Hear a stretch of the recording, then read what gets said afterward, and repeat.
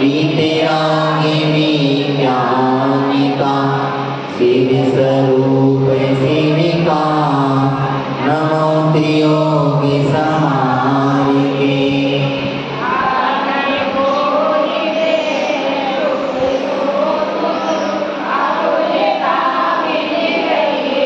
अतुलिता शिवे मानिनता ते शिवी मगे लगियो चाहिए मैं के दर्शने ज्ञानी चरण शिव मग सुगु विदे विचारो प्यार ते रूप सुनी से कारण सो व्यवहारो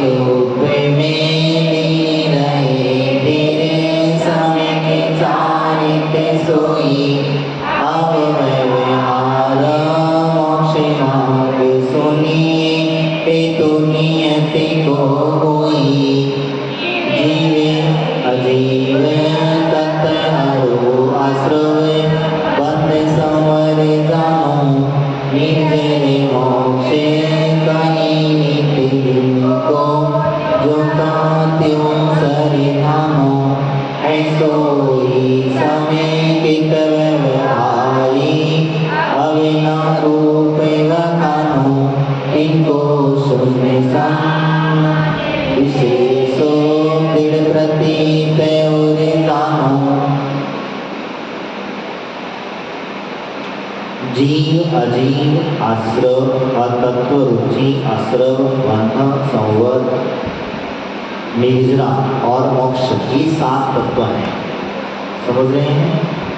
7 तत्व जीव अजीव आश्रव बंध संवर निर्जरा मोक्ष। जीव की पहचान ज्ञान चेतना। चेतना क्या है? उल्टा नहीं बोलना कभी भी। जिसके अंदर में ज्ञान चेतना पाई जाए उसे जीव कहते हैं। अजीव किसे कहते हैं? जिसमें ज्ञान चेतना नहीं पाई जाए उसे अजीव कहते हैं। आश्रव किसे कहते हैं? हाँ, कर्मों के आने को आश्रव कहते हैं। आश्रव के यहाँ 2 भेद लगाना, शुभ आश्रव और अशुभ आश्रव, दोनों भेद लगाना। शुभ आश्रव और अशुभ आश्रव। इस प्रकार से आगे उन्होंने कहा बंध। बंध क्या है?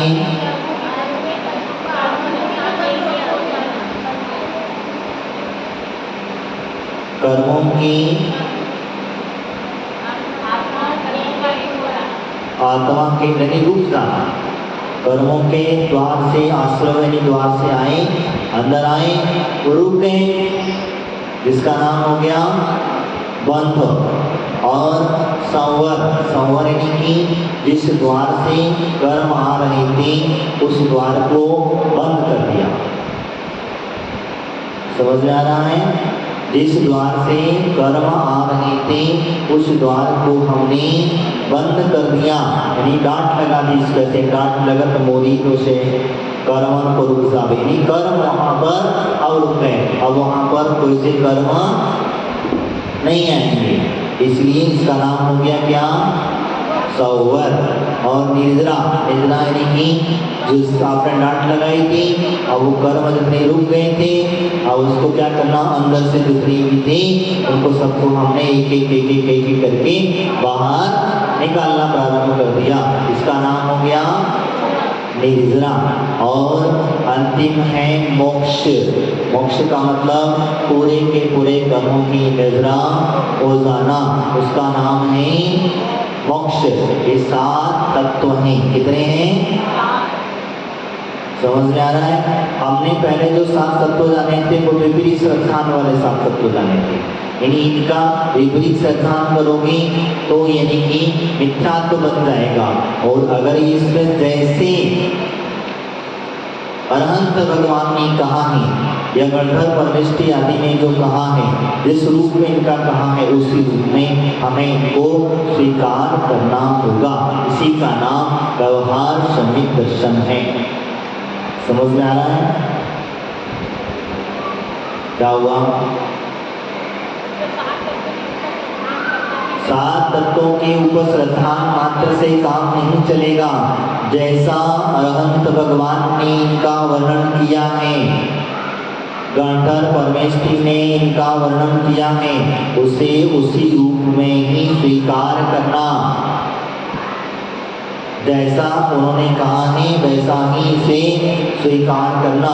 ये 7 तत्वों के प्रति जैसे ने वर्णन किया है वैसा ही अटल श्रद्धा न होना, पक्का मजबूत एकदम।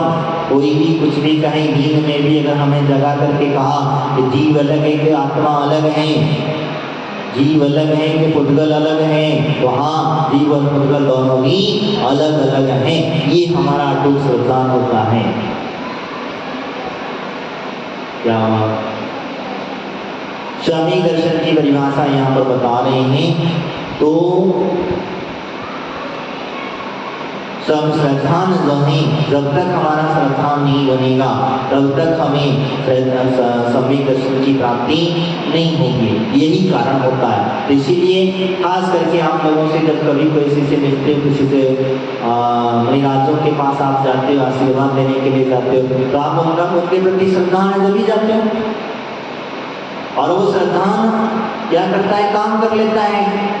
नहीं तो मुनिराज ने हाथ ऊपर कर दिया, एक तरह से काम चल गया। ऐसा कौन सी ताकत लगा दी, ऐसा क्या कर दिया और हमारा कार्य बन गया। उन्होंने सिर्फ हाथ ऊपर किया है, सिर्फ इतना ही हमें आशीर्वाद दिया है, जाओ हमारा आशीर्वाद, इतना कह दिया, जाओ हमारा आशीर्वाद है।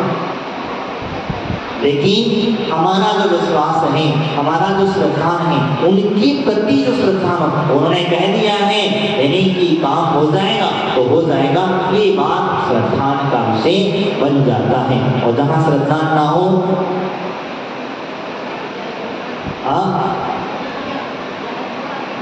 जहाँ श्रद्धा ना हो, जिसके प्रति विश्वास ना हो, कहते रहते हैं, बोलते रहते हैं, आए दिन रोज मारा रहते हैं। वो कहता है ऐसा करो, वो कहता है ऐसा करो, वो कहता है ऐसा करो। इस प्रकार की वो भाषा लगा लेता है।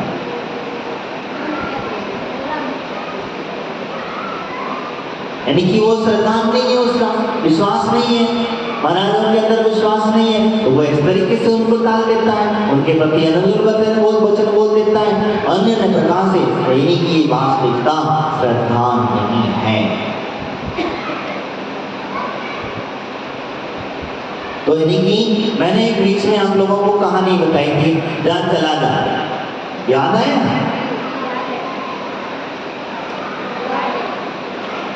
जान चला जा, मैंने कहानी बताई थी। यानी कि उस प्रति क्या था ऐसा, तो कुछ मंत्र नहीं था, कोई तंत्र नहीं था, कोई कुछ नहीं था, कोई विश्वास, सिर्फ एक विश्वास था, क्योंकि वो है गुरु मुख से निकले हुए वचन थे। और उसने कहा था आज मुझे गुरु मुख से गुरु प्रसाद मिल गया है, और वो उस गुरु प्रसाद का सदुपयोग करने लग गया। लेकिन वो विश्वास इतना था, इसी वजह से जिसको कह देता था, जिसके ऊपर भी हाथ रख के बोल देता था, वो उसका काम पक्का हो जाता था। ये अपने आप पर भी विश्वास होना। कहाँ चला, किसने कहा था तुझे रहने के लिए, किसने कहा? बहुत अच्छी बात है। देखो ये इन्होंने अपने जीवन में प्रैक्टिकल किया बता रहे, वो अपना प्रैक्टिकल, अपना विश्वास बताया। तो कहने का तात्पर्य मेरा यही है कि विश्वास जहाँ हमारा टिक जाता है, और जहाँ विश्वास टिक जाता है वहाँ हमारा सारा कार्य सफल होता चला जाता है। जरूरी नहीं है कि हम उनसे कहें, जरूरी नहीं है उनके कान में जाकर के अपने कानाफूसी करके आ जाए। हम जाकर के नहीं, महाराज हमको बिच्छी लगाओ, पकड़ के बैठ जाए, अन्य प्रकार। तो ये विश्वास वाला नहीं, ये तो सिर्फ तुम्हारा दिखावा है। तुम्हारे महाराज का तुम्हारे घर में क्या, तुम्हारे सारे दुनिया में घूम करके तुम्हारे घर में तुम्हारे पीछे क्या तुमको रोज नहलाते रहे, तब भी तुम्हें विश्वास नहीं है, तो उससे कोई फर्क पड़ने वाला नहीं है। और जिसे विश्वास है उसे सिर्फ हाथ भी दिख गया तो व्यक्ति को विश्वास है हमारा आशीर्वाद मुझे मिल गया है और मेरे जीवन का कल्याण अब अच्छा होने वाला है, ये निश्चित हो जाता। इसी प्रकार से कहा कि श्रद्धान की बात करें तो सातों के सातों तत्व, एक तत्व पर विश्वास मत करना, यहाँ ध्यान रखना। नहीं तो खाली मात्र जीव तत्व पर विश्वास कर लिया, अजीव तत्व पर विश्वास कर लिया तो काम नहीं चलेगा, आश्रम पर काम विश्वास कर लिया तो भी काम नहीं चलेगा। ये सब अपनी अपनी जगह पर हैं और इन पर सभी सातों के सातों पर यथार्थ जैसा कह दिया, वहाँ एक शब्द लगाया है अरहंत भगवान ने जो जैसा कहा है उसे उस रूप में हमें उसे स्वीकार करते हैं, मानते हैं और उसी का नाम आज्ञा संहिता है, क्योंकि भगवान की आज्ञा है। भगवान की जो आज्ञा है हम उसे रूप में स्वीकार कर रहे हैं। जैसे भगवान की आज्ञा ने कह दिया है, भगवान ने बताया है जीव अलग है और आपका उद्गल अलग है, व्यवस्था कह दिया है। कह दिया आश्रव कर्मों के द्वार को आने को आश्रव कहा है। किसको कहा है? कर्मों के आने के द्वार को आश्रव कहा है। किसने कहा है? ये मैंने नहीं कहा है। किसने कहा है? अरहंत भगवान ने, उनकी दिव्य देशना में इसका विश्लेषण हुआ है और लंबा चौड़ा विश्लेषण हुआ होगा। उन्होंने यहाँ पे अपन संक्षिप्त में प्राप्त हुआ है और लोग कहते हैं कि आज भी हमारे पास में भगवान महावीर से या गौतम गणधर की वाणी हमारे पास उपलब्ध नहीं है। हम कहते हैं गणधर की वाणी भी उपलब्ध है और भगवान महावीर स्वामी की वाणी भी उपलब्ध है। बस शर्त इतना ही है कि हमें सुनने की आवश्यकता है।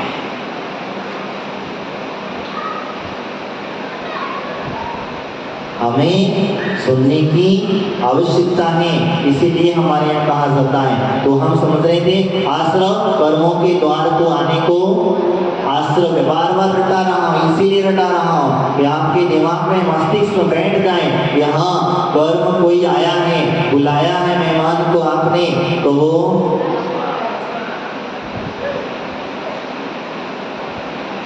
घर में कार्य करते करते आप पढ़ लोगे, हम बता रहे हैं सिद्धारा का एक विशेषता है। घर का काम करते करते वेद विज्ञान को प्राप्त हो जाओगे। घर में मेहमान को बुलाए, ये देख लो आगे आश्रम।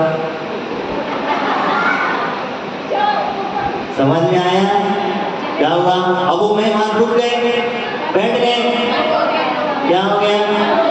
बंद हो गया। अब क्या करें? दरवाजा बंद कर लिया। कौन सा बंद कर लिया?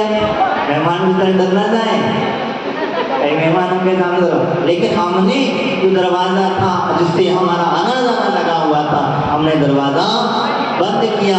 दरवाजा बंद कर दिया यानी कि क्या हो गया? पक्का सवार हो गया। अब क्या करें? मेहमान को भगाना है, दरवाजा खोले बगैर कैसे जाएंगे? बड़ा पक्का बंद करेंगे। हाँ, कैसे फेंकोगे?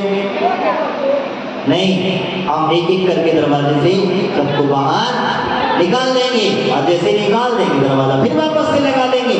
अंदर आने में दूसरे मेहमान आ ही नहीं पाएंगे। तो क्या हो गया? क्या हो गया? नहीं, नीरा। और जितने सारे मेहमान थे सबको बाहर निकाल करके इसका मोक्ष हो गया, तुम्हारा मोक्ष हो गया। हाँ भैया, मेहमानों से बच गए। घर में याद आ जाएगा ना सम्यक तत्व की, सम्यक दर्शन की महत्वता, सात तत्वों का वर्णन समझ में आ जाएगा। पक्का लगाना चालू कर दोगे। जीव कौन है? मैं स्वयं जीव हूँ। मेरे अंदर अजीव की परिभाषा, इतना सब परद्रव्य दिख रहा है, ये सब क्या है? अजीब है। और मेहमान आ गए, रुक गए तो बैठ गए, बंद, दरवाजा लगा दिया, सवर। और मेहमानों को अब क्या जाने की तैयारी कर ले, तो एक एक करके हमने उनको बाहर निकाल रहे हैं नीरा। और पूरे निकल गए तो पक्का घर में रह करके आगे जाएगा। क्या हुआ?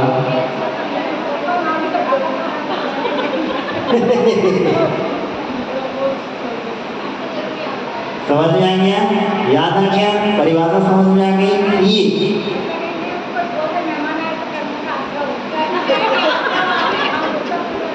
नहीं, कुछ नहीं करना। हम बता रहे तुमको सबसे बढ़िया चीज बता रहे हैं। हमने कहा पीछे बताया, कहना जब भी कोई मेहमान आ जाए ना, आश्रम आ गया, तो समझेंगे। और मणि महाराज आ जाए, माता जी आ जाए, तो तब भी कहना आश्रम आ गया है। कौन सा आश्रम आया है? शुभ आश्रम आया है। मेहमान आए हैं तो अशुभ आश्रम से याद रखना। मणिराज आए, ऐसा नहीं कहना शुभ आश्रम। क्या हुआ? हम कहते चलते फिरते हमें एक एक सत्य याद रहे। हम जहाँ जो क्रिया करते हैं, वो क्रिया करते समय हमें बोध हो जाए, यही सबसे बड़ा ज्ञान है। बाकी का ज्ञान है शास्त्र पढ़ के हम क्या पोथी पढ़ पंडित भैया पढ़, तो हमें ऐसी पोथी नहीं पढ़ना है। हम पोथी के साथ में अपने जीवन में व्यवहारिक हमें उसे ग्रहण करेंगे तो हमें इस चीज को समझ में आएगा। अब हमने आपको बिल्कुल पूरे यथार्थ रूप से 7 तत्वों का वर्णन बता दिया। बार बार अब नहीं पूछना, पूछो पूछने खाना भूल गए, पूछना तो पड़ेगा। इसलिए ये बात किसने कही है? जिनेंद्र भगवान ने कही है, और जिनेंद्र भगवान का वर्णन किया है। वैसे ही मानना, जैसा कहा है वैसे रूप में मानना, अटल श्रद्धा।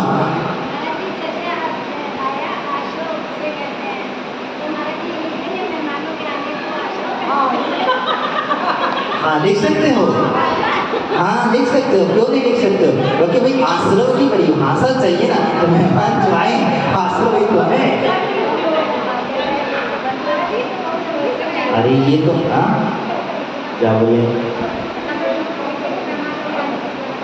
अरे वो वैसे कहे लिखेंगे, पूछ रहे याद हो जाए, इसे याद रहे, इसलिए हमें ये आपको चलते फिरते याद रखने के लिए हमने ये परिभाषा बताई, उदाहरण दिया, जिससे कि आप किसी को देख करके ये चीज अपने आप पे विश्वास कर लो। हाँ, सातों के सातों तत्व आपको याद आ जाए और समझ में आ जाए, ये व्यवस्था के लिए हमें संबोधित संस्कारिक चीजें होती हैं। इसीलिए हमें संस्कार बने रहे, हमारी आत्मा के ऊपर हम भूल न जाए, क्योंकि कभी कभी क्या होता है भूल जाते हैं। इसीलिए यहाँ पर कहा, तो हम चले अटल श्रद्धा, मजबूत होना। कोई भी हो जाए, हमारा जीव शरीर से अलग क्यों ना कर दे, गर्दन भले ही अलग कर दे, लेकिन हमारा जो श्रद्धान है वो श्रद्धान रहेगा या नहीं रहेगा, कुछ भी हो, ऐसा इस प्रकार से समझना। आगे उन्होंने यहाँ पर कहा अटल श्रद्धान सो व्यवहार संविदर्शन है। कौन सा संविदर्शन है? व्यवहारिक संविदर्शन है। इन सातों तत्वों का सामान्य और विशेष से वर्णन करके आगे करते ही उसे समझाने समझो और दृढ़ता से हृदय में धारण करो। यानी उन्होंने कह दिया आगे इसी का विश्लेषण करेंगे, वर्णन करेंगे, तो इसे और विस्तार से समझ लेना और समझ करके अपने हृदय में धारण करना, उसी का नाम सम्यक दर्शन व्यवहारिक की क्रिया है। आगे विशेष शास्त्र में उन्होंने कहते हुए कहा, जिन्हें भगवान ने जीव आश्रव बंध सौवा निद्रा और मोक्ष ये 7 तत्वों कहे हैं, उसका जैसा का तैसा श्रद्धान करना व्यवहार सम्यक दर्शन है। और इन तत्वों के स्वरूप का सामान्य और विशेष रूप से वर्णन किया जाता है। इसे सुनकर मन में अटल विश्वास करना चाहिए।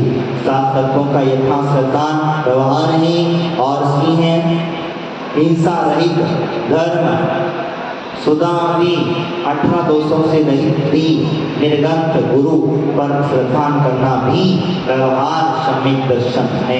दोनों चीजें समझ लेना, 7 तत्वों के प्रति भी श्रद्धान करना व्यवहार सम्यक दर्शन ही, और देव शास्त्र गुरु जो सच्चे देव शास्त्र गुरु की परिभाषा हमारे यहाँ दी है, उनके प्रति भी श्रद्धा करना व्यवहार सम्यक दर्शन है और यही सम्यक दर्शन का कारक बनेगा। आगे वो जो कहेंगे जीव आदि के भेद और बाहिरात्मा और अंतरात्मा आदि का लक्षण यहाँ पर हमें कल करेंगे।